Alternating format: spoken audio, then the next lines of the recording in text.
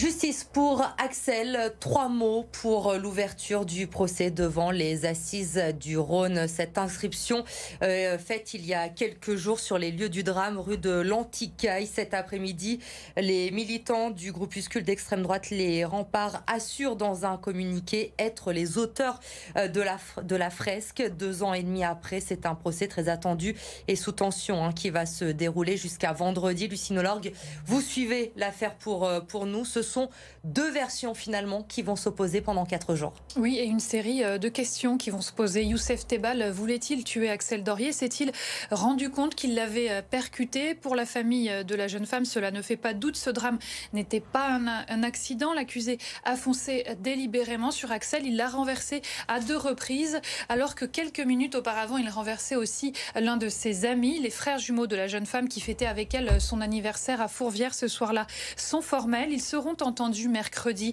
devant la cour d'assises. 16 autres membres de la famille Dorier se sont constitués partie civile dans ce procès. Du côté de la partie adverse, en revanche, c'est une toute autre version qui est délivrée.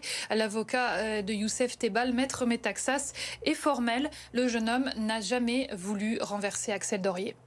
Il veut s'extirper d'une situation où il y a un vrai danger de mort. Je rappelle que c'est 20 personnes qui lui courent après, qui agressent 2 jeunes femmes qui n'avaient rien demandé à part toucher un chien avec leur voiture. Et lui, il est venu au secours des jeunes femmes. Ça se retourne contre lui. Il a 20 personnes en face de lui, alcoolisées, qui veulent l'attraper, qui tapent sur sa voiture.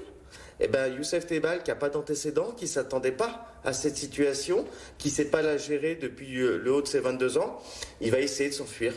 Et quand il va s'enfuir, malheureusement, il va happer Axel, qui va être traîné sur une distance conséquente, 800 mètres. Mais lui, il n'est pas conscient de ça. 2 heures après les faits, Youssef Tebal se rendait à la police. Lorsqu'il a renversé Axel Dorier, il était en compagnie de son cousin Mohamed, qui sera jugé avec lui cette semaine pour non-assistance à personne en danger.